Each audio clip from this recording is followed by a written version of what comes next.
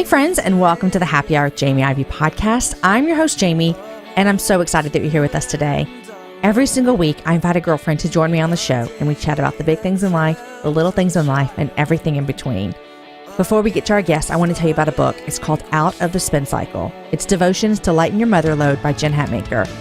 Following Jesus shouldn't be just one more thing on a to-do list. Jen helps us understand through 40 devotions that creating space and time for focusing on our relationship with God is as important as making sure our kids eat breakfast or we get them to school on time, which sometimes both of those things are really hard. I actually read this book when it first came out several years ago, and I loved it. I always told Jen it was my favorite book she's written. Well, Ravella has reissued this book this fall with a brand new cover. It's a perfect gift to give to another mom friend to encourage them, a teacher. It's a great stocking stuffer for your sister who has a lot of kids, or your best friend. And also, ladies, it's a great gift for you. Just buy one for yourself, put it on your nightstand, and take a few minutes every day to read it before you go to bed. The chapters are short, but they're full of Jen's humor that we all love, as well as great encouragement and challenges for mom that's based on scripture. You can find these books online at Amazon.com or BarnesandNoble.com.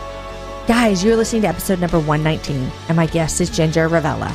Ginger, with her husband and her family, live in San Antonio, just down the road from me, where they both serve with a nonprofit that helps families of fallen or wounded soldiers get an education. Ginger's world was entirely flipped upside down 10 years ago when her husband's plane crashed in Iraq.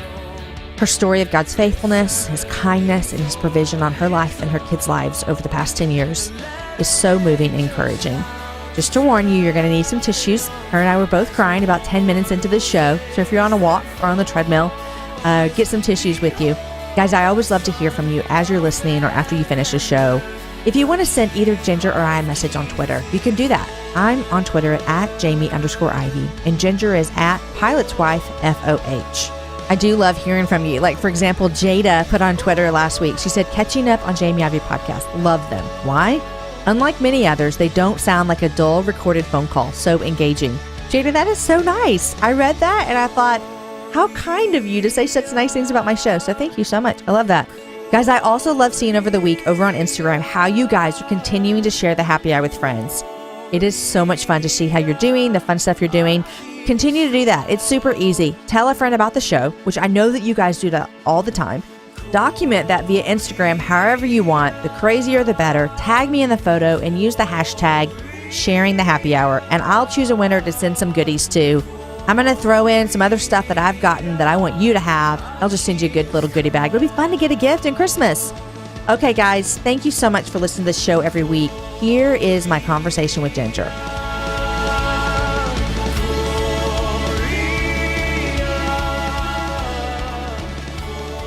Hey, Ginger, welcome to the happy hour. Thanks, Jamie. Happy to be here. I am so happy to have you, and I want to tell everyone how I found you because we've never met, which isn't odd for my guests. There's a lot of guests I've never met until we actually get on the phone together.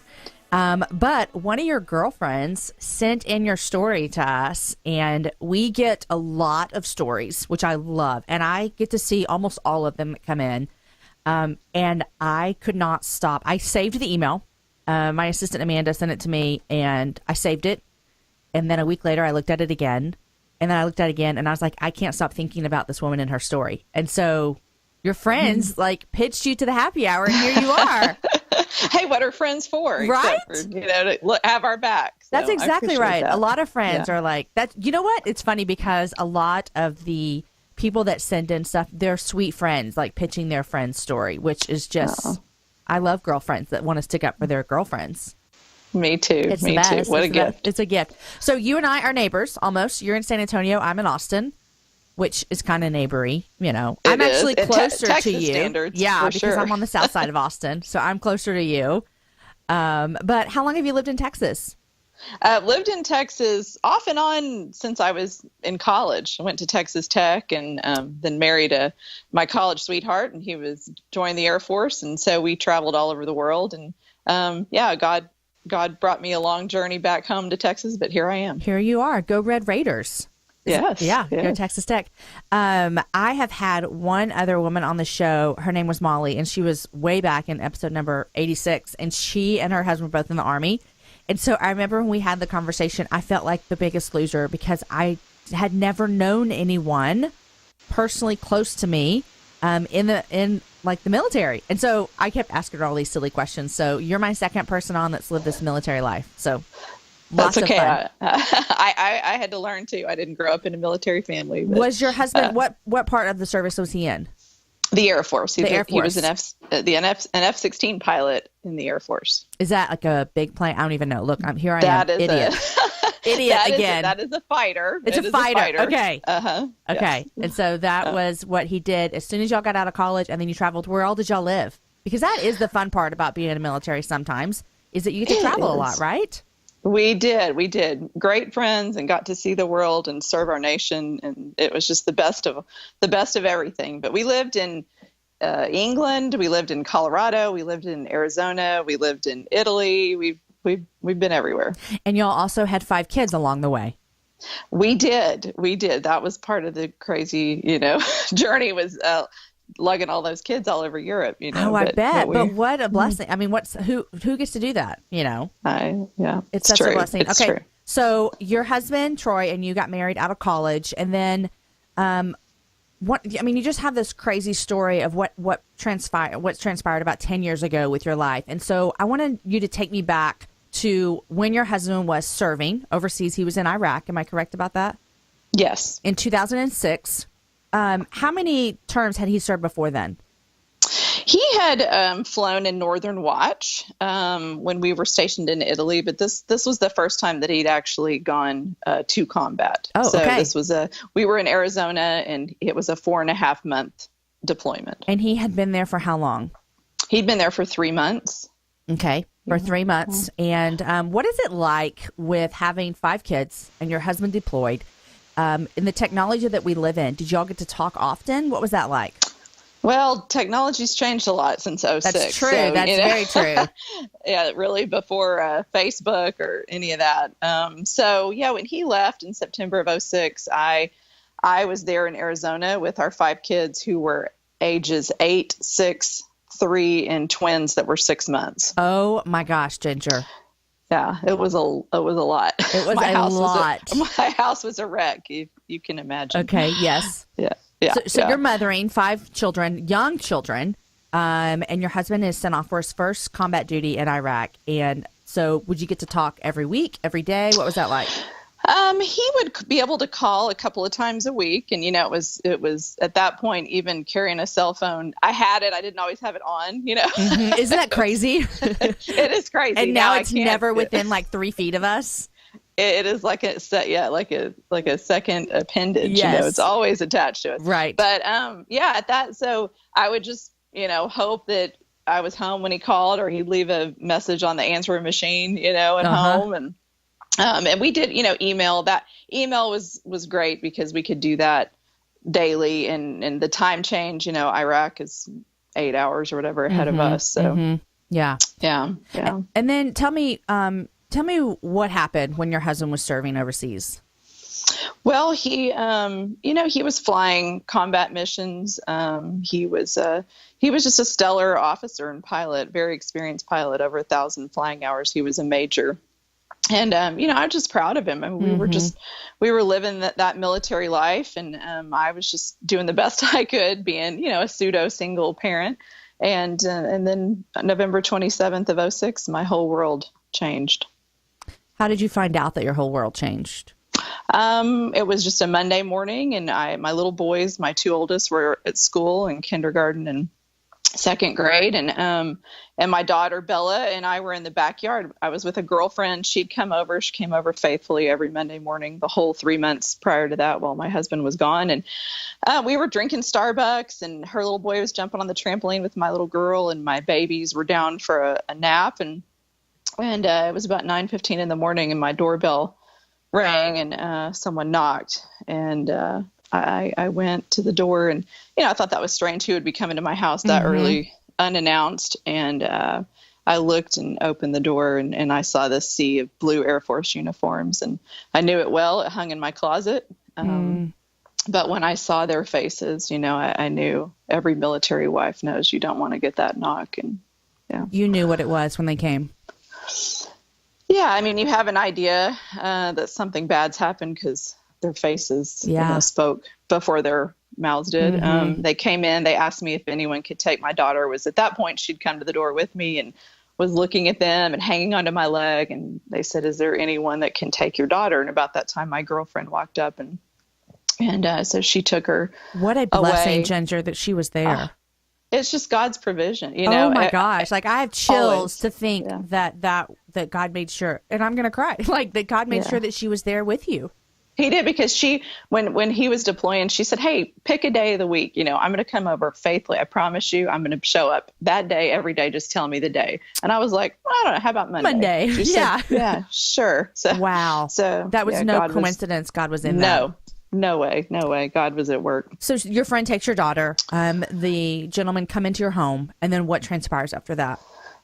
Well, we walked down the hall to my daughter's bedroom, and I don't remember a lot of details, Jamie. I remember the colors, the pink walls of my little girl's room, the blue of their uniforms. And they said, Ginger, we need to tell you what's happened. Troy's plane has gone down west of Baghdad earlier this morning. And they said, have you turned on the news? And of course, I hadn't. And at that point, it was just showing that an aircraft, an F-16 had gone down in combat. And so I didn't know that, thankfully, I guess the Lord protected me from even seeing that on the news to speculate who it could be. But they said,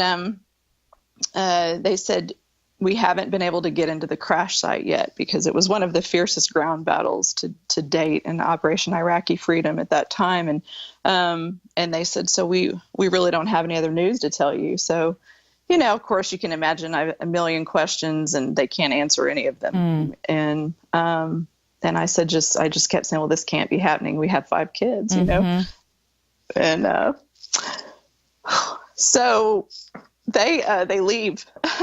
They leave and tell me as soon as they know more, they'll be back. And it was 8 hours later that, that I got a second knock.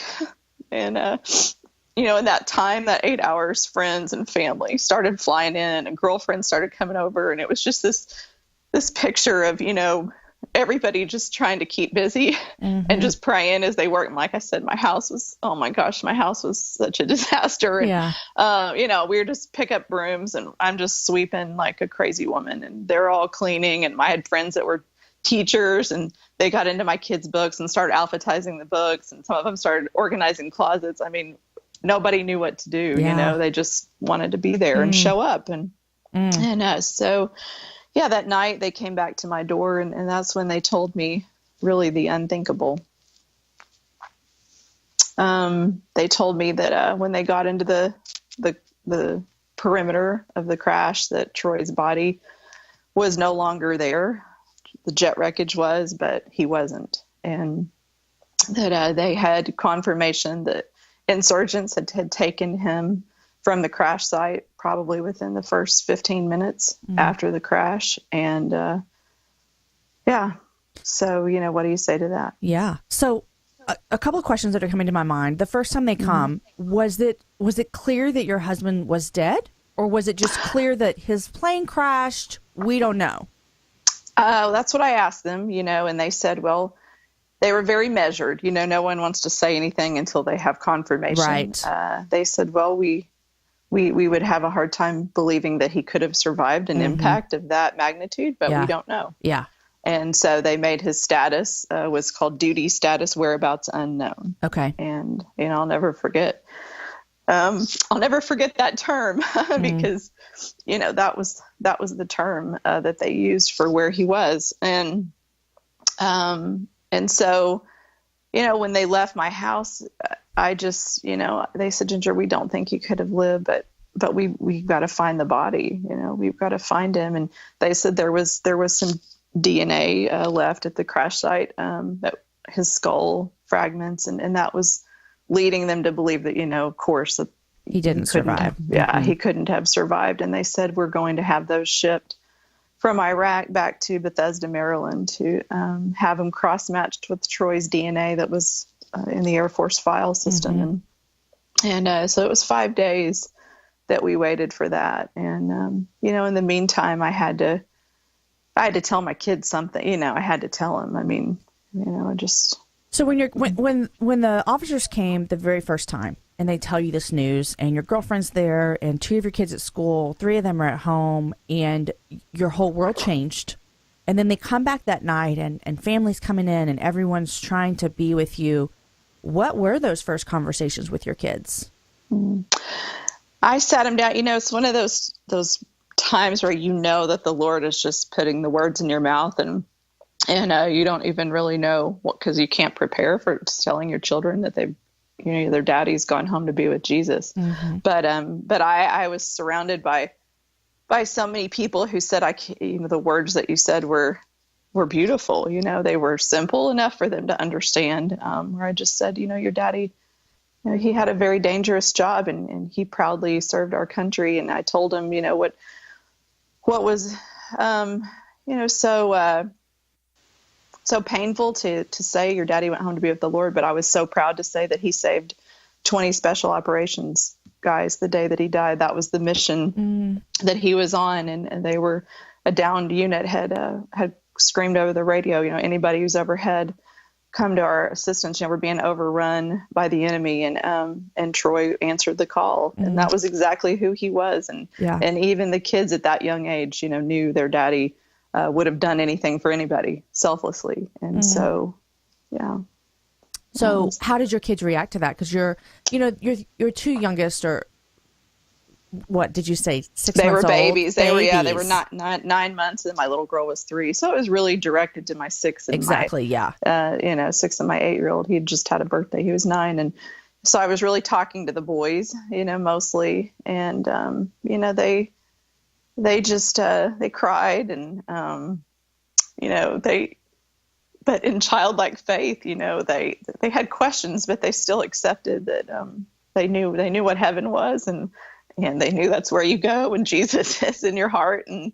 But they were, of course they couldn't wrap their brain around it. I mean, even now they're 19 and 16 and they're still coming to terms with what does that mean exactly to lose your dad at such a young age. Yeah.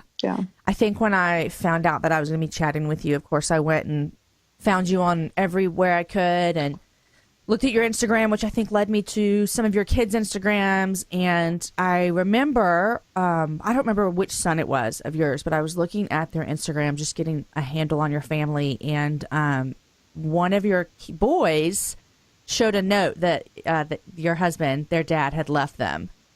Mm-hmm. And I remember thinking, man, what a treasure that is to your son, to have that, 10 years later. To know that their dad loved them so fiercely, even from afar, and that God had planned for your husband to leave that note for him so he would have it. I mean, I was just so moved by it, and just so I could sense the pride that your son had in a dad that he only knew for a couple of years. It's true, and we had this amazing, miraculous gift, Jamie. About 3 or 4 days before the accident, Troy called me and he said, hey, he goes, I made a video of myself here. And he said, I made it for the kids for Christmas. He said, I'm going to put it in the mail to you. He goes, now you have to promise me you're not going to show it to them before Christmas, because I want you to show it to the kids on Christmas. Mm-hmm. And I said, okay, and then he dies and I haven't gotten it yet. So you can imagine I am praying like, Lord, please let this postman come through, because mail gets lost all the time coming from combat. I would imagine, right? Oh my gosh. And so after, during that week, about 4 days after the crash, the postman comes in my door with this big box, and it's from Troy. Oh my gosh, Ginger. Oh yeah. It was, it had Christmas presents, to everybody, but it was like all I kept doing was rifling through the box to find that video that he'd made, because that's all I wanted. Right. And he'd actually mailed all the members of my family Christmas. He had gone to the post office, and what guy is thinking about this, in the middle of war in November? I mean, I haven't even bought one Christmas present yet right now. And I mean, he'd bought everybody presents. He'd mailed them all. So these people all over the country are opening their mail the week after he died and finding something from family him. Of his?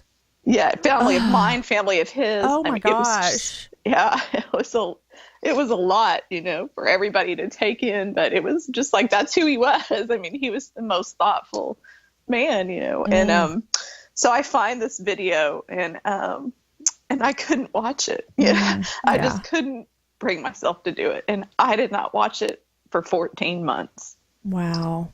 I just thought, I don't think I can handle, and so when I did, I watched it on his birthday.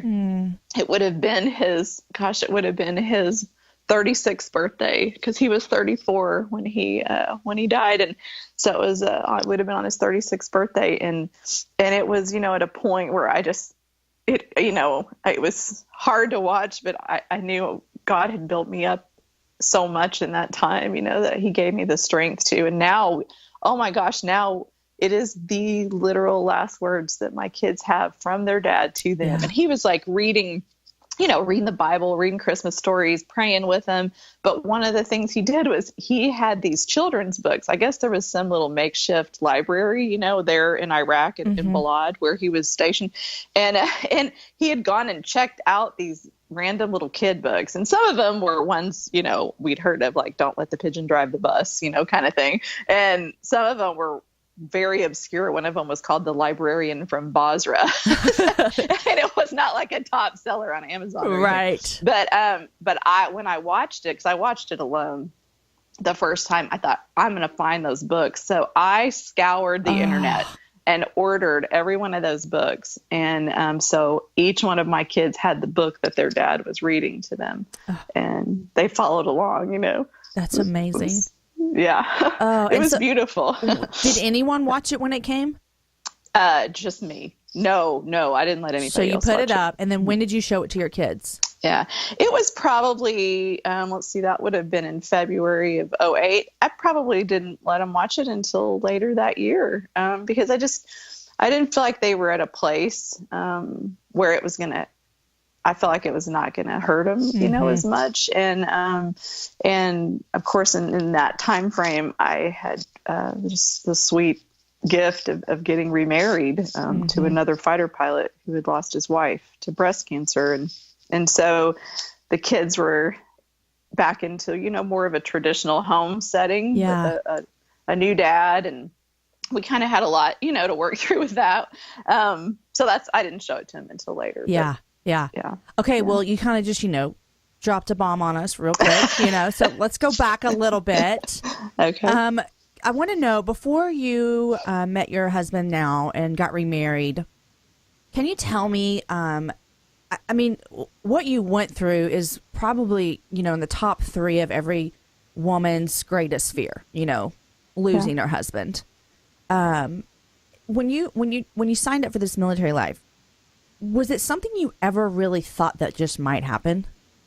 Not really. Not being in the flying community in the Air Force, it was not a commonplace occurrence at all. Troy was the first F-16 to crash in Operation Iraqi Freedom. So it wasn't that Army wife that, tragically, so many, whole units that have been killed. And so it's much more of a common occurrence. I wasn't prepared, and I didn't live that way. I was the most optimistic, person. And so I'm thankful I didn't, but it definitely took me more off guard, maybe because I didn't even know anyone that had been killed in combat at that point. Now I know hundreds, thousands. Yeah, for sure. Yeah. Now you do with the work that you do. And so that year, the next year after that, parenting in the midst of walking through your own sorrow, you're trying to deal with your own grief, your own pain, but you're also trying to help at least 3 of your kids work through their own grief and their own pain. What was that like as a mom?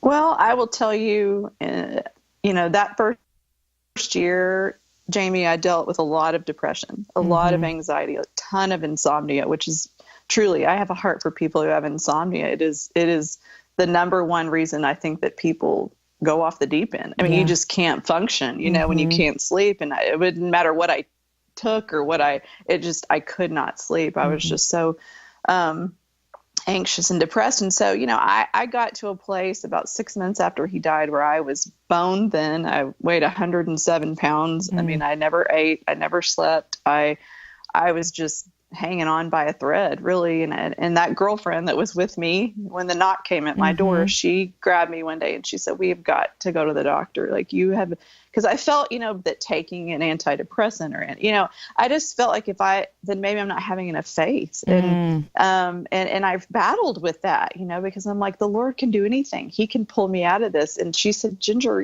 God's given modern medicine to help rebuild us." And she took me to the doctor, and he, was a believing doctor. I just made a random appointment on base, and I go, and it's a doctor that goes to our church. I mean, as God would have it, so he's a Christian. So he gave me that, that confirmation that the Lord will use so many methods. We have to, be wise. And so I got some help, from him. And I'd met another widow who had lost her husband. Her name was Marlo, and she was years, ahead of me. But she really she could speak into my life because she had walked the same walk. Right. It was so hard I had all these amazing girlfriends, but nobody truly understood the depth of my pain and my sorrow, and even, how I felt like I couldn't mother the kids. I mean, I felt like such a failure. And, the year prior, we were like teaching parenting classes. Right. I was like on the mountain, and then all of a sudden I'm like, I can't even, my babies are crying and I don't even want to go to them. Yeah. I postpartum depression, post-traumatic stress. And I mean, I had it all. Everything. And yeah. everything. Understandably. I mean, Yeah. Yeah. But as a mom, we have mom guilt, yes, right? Yes. And so it just beats us up regularly. And I just thought, my kids can't lose both parents. Yeah. But I couldn't will myself to get out of bed some days, And so this friend of mine, Marlo, she really, she looked at me and she said, "Girl, you can't wait till you feel better, to start living again." Because she said, sometimes God just asks us to keep on walking and the feelings will come later. We just have to keep on walking. And that spoke to me because I thought God was going to make me feel whole again. And then I was going to be able to go forward. And I didn't know you could go forward broken and God would then, restore you all along the way. Yeah. And that's exactly what happened. And, I just had a conversation a couple shows ago with Ann Voskamp, and she just spoke beautifully about the brokenness that we bring to God. And I'm thinking about that as you're talking, and about what God does for us in the midst of our brokenness. You might not have felt this then, but looking back on that time when you felt so broken, do you see now God's hand moving in your life? Oh, so much. And even then, every day I tried to be thankful. I could always find something to be thankful for. Even on the worst days, God he showed up, he provided, he sent me someone or something to just get me through the next minute. Cause sometimes it's just minute to minute. And I didn't understand that, before. I'd never lived that way. And so I have such a heart for people who are on the edge, and feeling like, I don't think I can make it to the next hour. But I know the Lord, he just carried me and covered my kids. I mean, you could meet my kids today, Jamie, and you would go, I can't even believe tragedy ever befell, on these children, because they are whole and healthy. And that is God's grace in covering them, and him, what he promises to us, that he will be, a father to the fatherless and a husband to the widow. I was like, yeah, right. What does that really mean? And then you walked into it. And then I walked into it and I saw it. I mean, I saw it, that the Lord gave them the security, even when they didn't have a dad, having a dad. Right. And he carried me every step of the way. I've learned a lot through doing this show over the past 2.5 years, because I get to talk to people who have been through hard times, and some of them are super difficult and hard, like your story here. And what I've learned is that I've known this for a while, but I hear this coming up in conversations a lot when I'm talking to women who've been through brokenness and struggles and suffering, mainly suffering, is that I hear the truth come out that I know is true, is that God gives us the grace that we need for that day. And so, I'm listening and people are listening to your story going, I don't know that I could do that. I don't know how I could walk through those shoes. And you would have said that, 10 years previously on November 25th, you would have said, I don't know how I could do that. And then God just shows up, He gives you grace yeah. you didn't even know you needed. Yeah. And that's exactly what I tell people, when they say, "Oh, you're so strong." And I'm like, no. I am not strong at all. This is God in me. This is the Holy Spirit at work. If it was up to me and my own strength, that was, I saw where I was at the 6-month point. In bed, not eating, like can't function. Right. Yeah, that was my own strength. Yeah. So, and then God comes through and gives you what you need. A day of promise, a hope to end our road. Hey guys, before we get back to my talk with Ginger, I just want to tell you real quick about a sponsor for the show, and that is Lily Jade. Lily Jade is one of the most amazing diaper bags that's ever been created. It was created by a mom, Megan, who found herself in a dilemma when she had her child and no diaper bag fit what she was looking for. Some of them were affordable, but they were just disposable, not functional. Some of them were functional, but super ugly. She found herself so frustrated that she did what every amazing entrepreneur starts at, is the frustration, and she made her own diaper bag. Lily Jade bags are made with 100% premium leather. You can smell it the minute you open your box, which I can attest to that because I have one. A lot of their styles also convert to backpacks, which means as a mama with a bunch of kids and on the go, you put your bag on your backpack and you got your hands free. Every Lily Jade bag also comes with a removable, washable, multi-pocket insert, which is amazing if you spill like a jar of applesauce or a bottle with formula, or heavens forbid you spill breast milk, which is like a big disgrace because that stuff is gold. But don't worry, you can take that little red bag out of your diaper bag, and you can wash it. It's great. And if you're like me and you don't really have a need for a diaper bag, I want to let you know it's just a beautiful functional bag anyways. I use mine for a computer bag. It travels with me every time I get on an airplane. I can zip it so nothing's going to fall out of it. It has great pockets. It fits my computer. It's comfortable and it's stylish. So check out Lily Jade, lily-jade.com.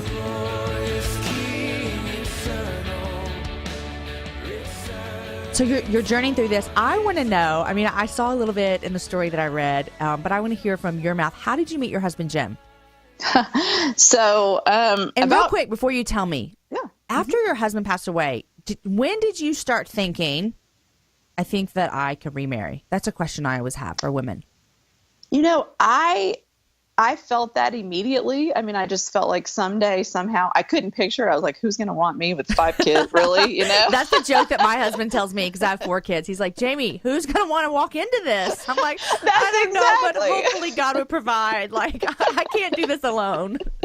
Well, my husband's joke, you know, now it wasn't funny, you know, it wasn't funny the day he said it, but he said, you know what, women are going to flock to me if something happens to you because they're going to go, there's no way a dude can do this. But he said, I don't know about you. You maybe, you know. Exactly. I told that to Aaron too. I'm like, you'll get a wife so quickly. Women will feel sorry for you with all these kids. Exactly. So you started feeling that I need a helper with this. I did. I felt that, you know, I couldn't imagine no one could ever fill Troy's shoes, you know, in my mind. But, you know, I was happily married. And I think sometimes, you know, when you're happily married, you can picture it again because you loved it so much. Yeah. And, you know, as opposed to, you know, the opposite, which maybe people would think before it happens to them, which is, oh, if you love that strongly, then you could never have it again. And like, no, because you have it so big in your life, you want it again. You know the value of it. Yeah. Yes. That makes sense. I've never heard it put that way. Yeah. Yeah. So Troy passes away, and then you're grieving, walking through this depression. And then where does Jim come into the picture? So about 2 months after Troy died, and you can imagine, I mean, we were seeing in news. I mean, it was nuts. You know, we were all over the place and very out there publicly. And I had just heard from tons of people, wonderful, sweet people all over this country, just poured, you know, into my life, emails and letters and cards. And I bet. Just everything. And, you know, I just couldn't even keep up. I mean, like I said, I was not really functioning very well at all. And so I didn't respond to emails or anything. Well, one night when I couldn't sleep, of course, I got up and I checked my email, and I had hundreds of emails, and I was just scanning, you know, and I see this one, and it's from a girlfriend. And I thought, oh, I'll see what she said. And she said, "Hi, Ginger." She said, I can't imagine what you're going through. I don't have the words, but she said, I got this email from a friend of mine. She goes, I don't know this family at all, but she said, I just thought maybe the words would help you. And so I thought, well, I was kind of curious, you know, what was that? Because I'm like, nobody's helping me at this point. Right. Nobody can understand. You're like, let's see if she has it. Yeah. Yeah. What are the? So I opened this email, and it is obviously written from a man who is telling his friends and family that his wife is very ill. Obviously I'm jumping in the middle of this family story. So I'm gathering she's ill. She's not, she's very sick. But it was about how he thought if he lost her that night, that God was unchanging, even though the circumstances could change drastically in any minute. And that when his feet were to the fire, he still wanted to stand and not bow down. He wanted to be strong and in who God was, because he trusted him no matter what. And it was, I can't even remember all the specific wording, but there was something in that email that I needed to hear, because I felt like God had changed. I felt like my loving father had become abusive, or something, maybe he wasn't who I thought he was. Maybe God was not. Because he had put this on your life. Yeah. Yeah. I felt like you just laid our family on the, on the altar, and now I'm here trying to pick up the pieces. Exactly. Yeah. And I just, but I thought I needed somebody else who had walked a long path of suffering ahead of me to tell me that. And this was before I met, the widow that helped me. And so this was so early. So I don't know if I wrote my friend or maybe her friend who had sent it, millions of forwards down the path, just said, "Hi, do you think I could write this family? Can I email this family? And my name's Ginger, I lost my husband and I write." And they said, "Oh, I'm sure they're really nice. Their names are Jim and Andrea Ravella. And I'm sure that they wouldn't mind that at all." So I type out this little email to this couple and just said, my name's Ginger. I lost my husband in Iraq. I can't sleep. I don't know what to do, but I needed you to know that your words spoke to me, tonight. Mm-hmm. And never expected to either hear back from him or, that anything would happen. Well, a little bit later, I get this email back, and it's from Jim and Andrea. And Andrea was out of the hospital; she was doing better. And they said, "We actually heard about your story. We're a military family, and they said, we've been praying for you." And I thought, wow, yeah, oh, wow. And so the three of us would email maybe once a month, not too often. But the funny thing is, I thought, I'll never see these people. I can tell them anything. Oh, of course. Yes. There's no face-to-face. There's no face-to-face. I'm not bumping into them at church or the base. You lay it bare. I laid it bare, girl. I was raw. You needed that, though, I'm sure. I did seek out some counseling, which I would highly recommend for anybody to do, because that's an outside party who's not, you can say whatever you know in a safe place. But in that moment, I was like, I think I'm just going to tell these people how bad it hurts, and how mad I was at God, because you feel like as a Christian, you can't shake your fist, at the Lord, and you can, because he can take it, and he knows anyway. Right. Yeah. It's not like he's like, "Oh, I didn't know you were feeling that way. Surprise." Oh, now that you've told me. Exactly. And so we exchanged emails, and I would tell them my pains, and they would sit there and just try to feed me scripture and pray for me and tell me truth. Both of them, right? Both of them, yeah. Jim, later I knew, that she would lay on the sofa, Andrea would, and he would read my emails, and he'd go, "Okay, what do we say to her?" And she would tell him things to say, and he would type them out. And so that went on for probably about 9 months. And then we kind of lost touch. And then it came to my first year anniversary, November 27th of 2007. And I was kind of like I'd climbed my way out of the pit a little bit, but I felt like, oh, God, I thought he was going to change everything in a year. Like a year was the magic number. That's kind of what you said in your head. In a year, I'll be better. Yep. In a year, something's going to be different. He's going to send another father for my kids, or, just something was going to be drastically different. Well, the next day, life is still the same. Like, it still was hard. Yeah. And I was still alone, and I was still hurting. And so, but I had learned enough in that year to know I needed to focus on someone else, because you look too much at yourself, and, it's a pity party you're even tired of attending. Yeah. And so I thought, I'm going to reach out to that couple, Jim and Andrea. I'm going to see how they're doing. And so I sent a little email, and Jim wrote me back, and he said, "Well, he said she was doing really well. But he said she's back in ICU, and he said it's the holidays, and I'm sitting here listening to, Christmas music over the hospital intercom. And I'm just so sad, knowing how bad she's hurting. And I said, same, I used to love Christmas music, but now I can't hardly listen to it because it just doesn't feel jolly anymore.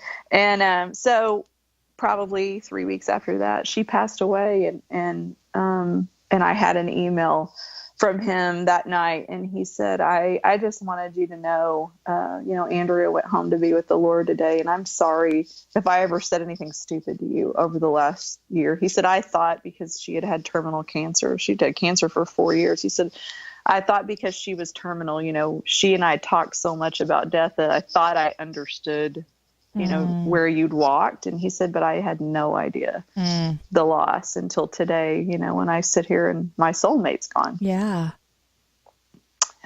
And so that was the email that you got from him. And where did he live? He lived in San Antonio. Okay. And where were you, Arizona? I was still in Arizona. We'd stayed there. We had an amazing church family. I had a great family, back in Texas, but we had a church family. The kids felt secure there, so we stayed. So how did you get from an email from Jim telling you that his wife had passed away to we're getting married?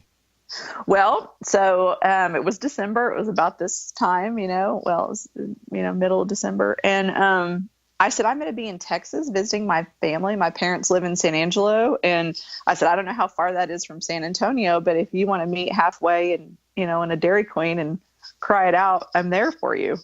Basically, that's all I just said, y'all prayed for me. You've been there for me. I would love to be there for you. And so it was, it was crazy because not thinking anything of it. No, I mean, not thinking, just thought I can, be friends, with him still. I mean, I wasn't just friends, with both of them. I could be his friend now, and because he's going to need one. That's why I thought oh, wow, he is about to go through because you just walked hellish days. Yes. Yeah. Oh yeah. And I remember, I knew he'd sent a post out, when her funeral was. And I remember that whole day, I just was so sad. I was so sad for him because I believe, God has given me a compassion for other people that I did not have prior to losing Troy. And I hurt for this stranger because I just knew how bad he had 2 boys, how bad he and his children were just grieving, and it was weird because I was like, it was so like, I don't even know these people. Why am I'm just down in the dumps for them today. Right.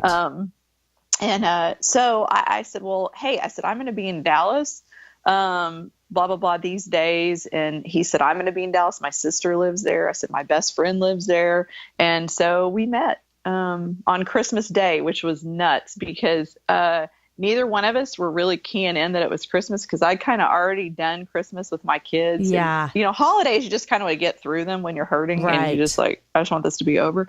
And so I'd already done Christmas with my kids and they were with my in-laws and he was kind of feeling the same way. Like, I just get through this. Right. You just get through this. So he said, hey, we want to meet in a restaurant somewhere. And I'm like, I think it's Christmas. I don't think anything's going to be open. And he said, well, why don't you just come over to my sister's? And I thought, it's Christmas Day. I've just met you 5 minutes ago. And now I'm going to go to your family's house for dinner on Christmas. And he said, it's fine. It's fine. Just come on over. So I walk into, I mean, this whole beautiful family, 30 people. And I thought, now I look back and go, that was crazy. Had you ever even seen him? No, we met at the parking lot of the Four Seasons Hotel, and I followed him to his sister's. That was the first time you saw him, met him with your own eyes. That is so crazy. It was nuts. But you know what? When we stood there at the Four Seasons parking lot and we looked at each other, it was like we knew each other. I didn't know anything about him. Yeah. I didn't know you knew the about pain. him, but I knew the deep thing. I knew the things that really mattered. So Christmas Day, y'all met, and then I just need to, were there sparks? I mean, you're married to this man now. What happened? Well, it was funny because I was like, well, he's old. I mean, he was a colonel. Colonels were old in the military. That's hilarious. he was, 9 years older than me, Yeah. but he had boys, he had a son in college. He had a son in high school. I had babies and Yeah. diapers. I mean, it was just like, how would that ever work? We live in, 3 states away from Right. each other, but we just both knew it was just the Lord going, this is what I had for you. And this doesn't have to make sense to you or to him or to anybody else, but this is what I have for you. And so we knew it. You guys like kind of started dating in this kind of weird, like grief-stricken way, I'm assuming, walking through this together. And then how long till you got married? 5 months from the day we met. Oh my gosh, married. Ginger. Crazy. Did your families freak out? A little bit. Yeah. Everybody did. Yeah. Especially people in his world. Because that was really people close after his wife had passed away. Oh my gosh. I mean, we met, within a week after she died. I mean, Yeah. even though we knew each other, we really met within a week, and we never planned, on getting married that quickly. But, at that point, we both had such clear confirmation from the Lord that we were supposed to be together despite all the pain. And of course, his grief is still super fresh, but I was willing to take that on, and we, the kids, all of the kids needed a parent, to love and nurture them, and boyfriend and girlfriend. That just wasn't for us. Yeah. We just knew, well, God will make a way. And so then you packed up and moved to San Antonio? So, got married, packed up, moved to San Antonio, and started a life together. And there was a lot of joy, but there was a lot of pain. It was hard. I won't lie to you and tell you every day was rosy, because it wasn't, because I was ready to just be super happy and, a wife again and all that. And he was just hurting deeply and feeling guilty that he would feel happy. Then he would feel guilty. Then he would kind of back away. I can only imagine. Yeah. Yeah. He would back away from me, and then I would feel like, oh, he doesn't love me as much as he loved her. All the crazy stuff that Satan wants to mess with your mind. Oh my gosh, as women, we compare ourselves to everyone. I can only imagine the comparison that you had walking through that grief with him. Yes. And finding that place, like I always think this is just amazing how God allows us to have these places in our hearts, but finding that place to allow the marriage that you had with Troy and that he had with Andrea, that those were valid and that was important and that was like wonderful in your life, and then to step into something just as valid and wonderful. I mean, I can imagine the pain and hard and happiness and joy, all the emotions that go along with that. Well, you have them all at the same time. Which you're is not crazy. used to that. Yeah. Yeah. That's what sends people to like crazy binge. You got all these emotions. You don't know what to do with them. Feeling all the feels. Yes, That's yes. Yeah. That is exactly, And then, and it was. How old was your oldest? So my oldest, let's see, Boston would have been 10 at the time, and his boys were, let's see, they were 22 and 15. Okay. So what was the transition like for your oldest?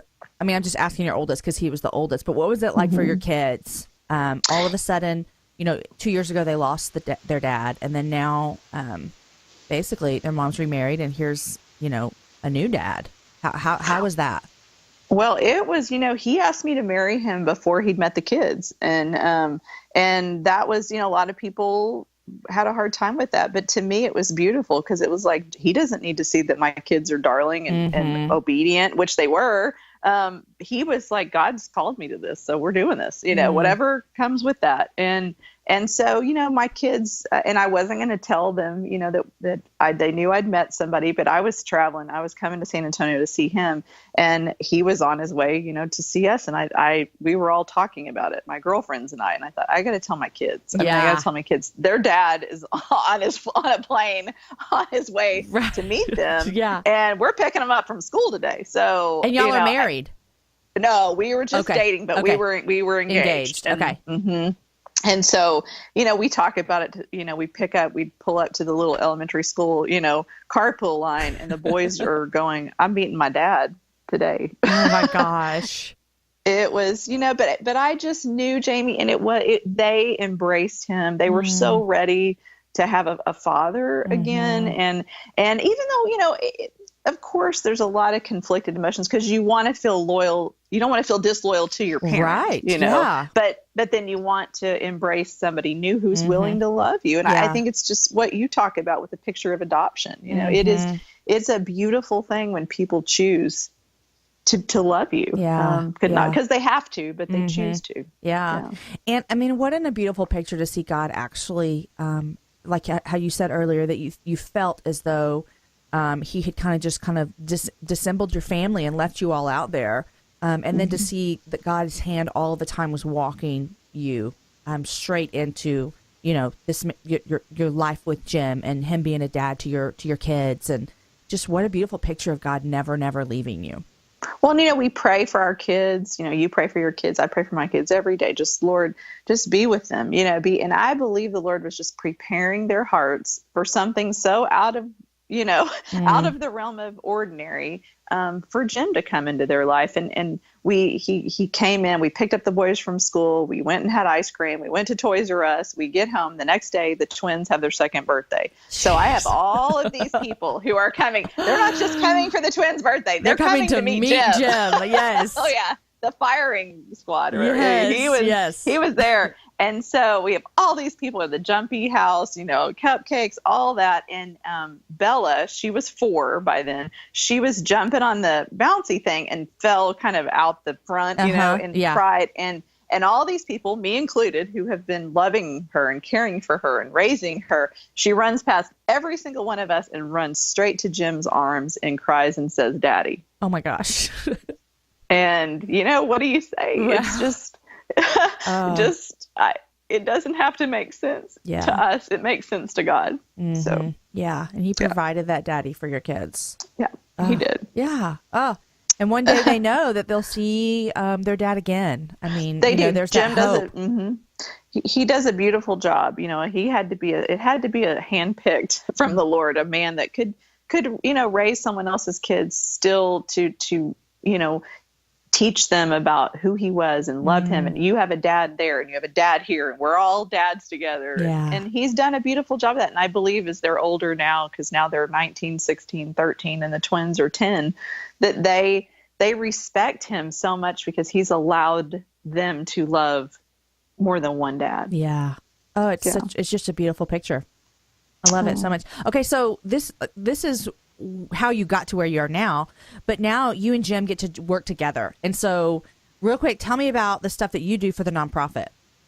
Well, we work for a nonprofit called the Folds of Honor Foundation, like the folds of the flag. Mm-hmm. You're given a folded flag when you lose someone in the military. Mm-hmm. And Jim retired from the military after 27 years, and he wanted to still serve families. Mm-hmm. And so I travel all over the country, Dominican, Mexico, all over the world, really just speaking and sharing our family's testimony so that I can help raise money to educate the children and the spouses of our wounded and fallen servicemen. And I get a lot of healing in that and a lot of fulfillment because I was so blessed when so many people came into our life to help us. And I don't want the pain to be wasted. I want to pay it forward. I love what you just said. You don't want the pain to be wasted. And I think that is another, just a beautiful picture of God using the suffering and the broken of your world, walking through that. And you get to, you have that compassion that you've mentioned several times that you didn't have before, and you get to show that to other people. What a blessing. And who would have ever thought, Ginger, 12 years ago, you would have never thought this would be your life? I sometimes, even as I'm talking about it, I'm like, really? Would this happen to me? Did this really happen? Right. Yeah, this is crazy. Yeah. And you guys have a book coming out in spring. Did you and we Jim do. write this together? We wrote this together. Jim had a blog when I married him, kind of early blog days. And it's called Our Journey to Healing. And I joined him on that blog, and we really were just writing for ourselves, just cathartic, and then we found all these people were following it, and your eyes are open to, there's a lot of hurting out in the world. There's a lot of hurting in the world. Yeah. Yeah, they're looking for hope. And so about 5 years ago, we decided we're going to turn this blog into a book. And that sounded a lot easier said than done. But this is crazy. Okay. So we have been working on this book for 5 solid years. That's crazy. And we are in the last home stretch in the last 6 weeks. And then I get this call from the general that Troy's body had been found, that a special ops unit in Iraq had recovered him. it was just a miracle. I mean, there's no other way to put it. 10 years of searching, and so I'm like, God wants this book finished. I mean, his name is to be glorified and told across the nations. And so we have pushed it, and we were supposed to get it to the publisher by Thanksgiving, and we're just a little bit shy of it, but it is going to the publisher today. So That's I think amazing. it's really Yay. cool that I'm on your show today. That is so fun. Okay, but I don't want to brush past what you just said, because I meant to ask you this earlier. And I don't, here's my naivety about military life and, war and all that kind of stuff. Why was his body taken from the crash? Hate and propaganda. Okay. And he was a war trophy for them. Yeah. Mm-hmm. So do you have any idea where his body has been for 10 years? They think it's been moved, stolen. It's all classified. There's so much of it I can't know, but I do know, that it was a 1 in a billion that he would ever be found, especially when we left Iraq after the war ended. And so, these guys put their lives on the line, and it was actually part of the unit that he saved was the unit that saved him. Oh my gosh. Yeah. This is like a movie. Just wait. We're gonna see your story in a movie. I can just imagine it. And I want all my listeners to know they heard it first on the Happy Hour before they go see it in the movie theater. When his body was recovered, that was an important thing for you because they actually brought it back. And so what's happening next with that? So we have a full honors burial at Arlington National Cemetery. December 19th, it's open to the public. I have hundreds of people flying in to pay their respects to Troy, but also to honor our nation's military and the fact that they truly stand behind what they say, which is they do not leave anyone behind on the field of battle. And it's just going to be a celebration of God and country and Troy, and it's going to be sad, but it's also going to be just laced with joy. So on December 19th, which is just a few days after this show is airing, did you have a funeral before? We did. We actually have had two. In 2006, we buried the little portion of remains we had in a full casket because I did not tell my children at that time what had happened to him. And then in 2013, there was actually a recovery of 5 bones of his toes. And they did a lot of searching. From the crash site? No. Someone had taken them from his skeleton. So they did a lot of digging and searching and interrogating, trying to, they thought this was it. They were going to find him, but whoever had these had gotten them some other way. And I was like, well, we're going back to Arlington. So 7 years to the day, which is God's favorite number, 7. Oh my gosh. Yes. 7 years to the day, we buried that little second set of remains. And this time my children are all old enough to understand what's happening. They spoke at the service, and it was just, Jamie, it was, I had so much peace after that because I was like, oh my gosh, we have the tip of Troy's head. We have the tip of his toe bones, which is what the medical examiner told me. Like God's message to me was, I've got him. Yeah. You trust me. I've got him. I've got you. And really from 2013, not that I didn't give up hope or stop praying that he would be recovered, but I had a different kind of peace that God is so faithful and he loves us so much that whatever happens, I prayed it would happen in my lifetime and for sure in my children's lifetime, that he would be brought back to this country because that's justice and that's right. But I just knew whatever happens, I trust that the Lord's got him and taking care of us. And then, so, last month when I get this phone call, it was overwhelming, but I was like, why does God keep surprising me? Really, right. He just still surprises me. So I'm going to ask you a question. I hope it's not rude or, irreverent or whatever, but I think people are wondering if I'm wondering, what exactly is that for, the people who keep moving his body or taking it? I mean, 10 years, what are they actually moving, Ginger? And I don't mean to be rude about that, but no, you're not. What are they actually moving? And well, as much as I don't really fully understand their thought process, other than I believe they were holding out for, whatever money or maybe prestige or, they hate Americans. A lot of them do. And so, it was hard to understand, but they had preserved him to a degree. Okay. And so, yeah. So you'll be burying an intact preservation Yes. of your husband. Yes. Okay, that was totally my question because that was confusing for me. Yeah, totally intact, skeletal remains. And then his flight suit was very deteriorated, but his flight jacket, which they were able to save, Wow. the harness from his suit. And they told me, the medical examiner, I was just talking to her the other day because, I'm trying to understand all this for my kids, what they have. And she said, Ginger, we were actually able to save there was a name tag in the back of his flight suit, and she said he had written his name, and we've been able to, you can read it, and we've saved it for your kids. Yeah. So you'll be getting all of that material that was saved. Yes, we will be getting all of that. Yeah. That is God, because that is it is all God. You're like, my husband, his plane crashed and he died, and then the insurgents stole him. And then 10 years later, it's a miracle that you're getting these things.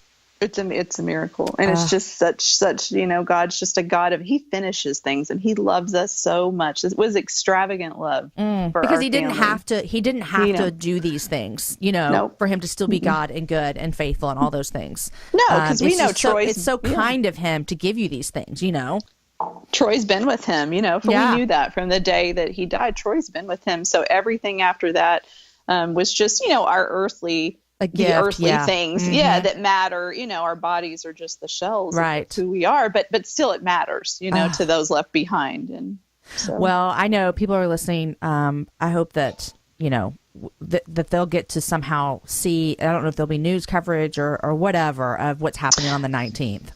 There will be. Time, CNN, they're all covering it. And then our book will be out. It's called Hope Found, and it'll be out by Westbow Press in spring of 2017. So if they're interested in hearing the rest of the story. Yeah.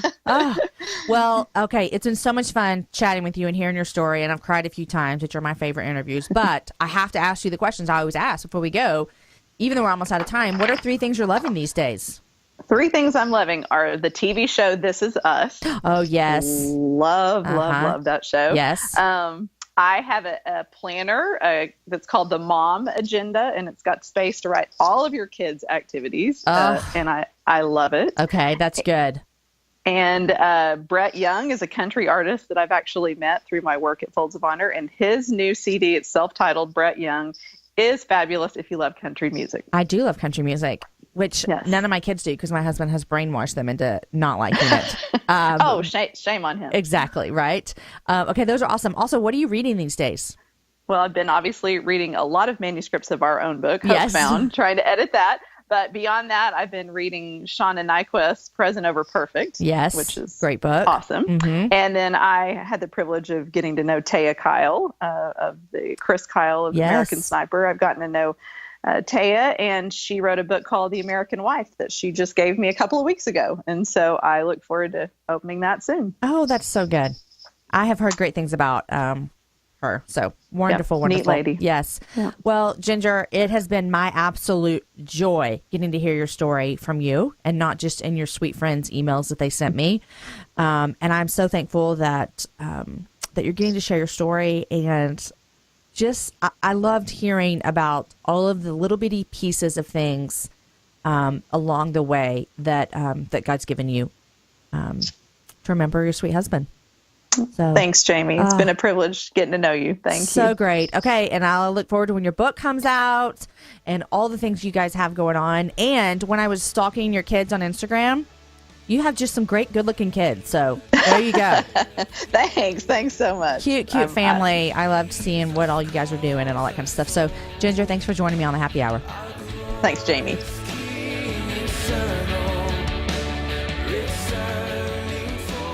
Oh my gosh, guys. Did you cry during the show at all? I cried a few times and I had to keep my composure so often because I'm the professional interviewer here. Guys, I love Ginger's honesty and transparency about the struggles that followed the death of her husband.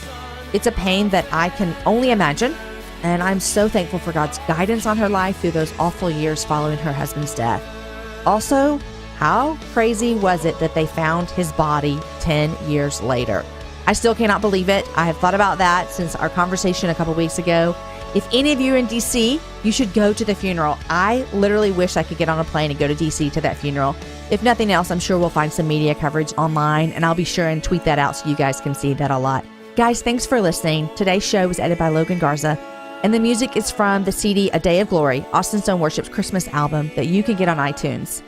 Next week, my guest is Kenesha Bikes, and her and I chatted about mothering. We both have 4 kids. We both have a middle school boy. We chatted about our 20-year high school reunion. And we also talked about the merging of a business with a ministry and how sometimes that's tension for some people. You're going to love her as well. I loved our conversation. Guys, enjoy your week. Share the show with a girlfriend and have a happy hour with a friend. I want to give a shout out to my best friend, Amy Gayhart. Today's her birthday. I love her dearly. She was actually my very first guest. So if you've never heard episode number 1, go back and listen. Okay, guys, I will see you next week.